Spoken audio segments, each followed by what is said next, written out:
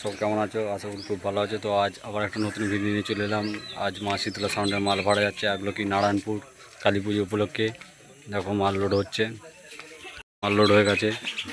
ওইটা আমাদের সব পাড়ার ছেলেরা যে মাল লোড হয়ে গেছে, সব পার্টির ছেলেরা যে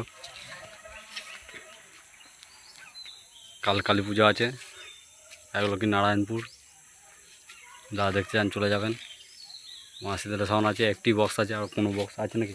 না, একটি বক্স আছে, আর অন্য বক্স নেই। বসে বাজবে, কোনো রোড শো নেই।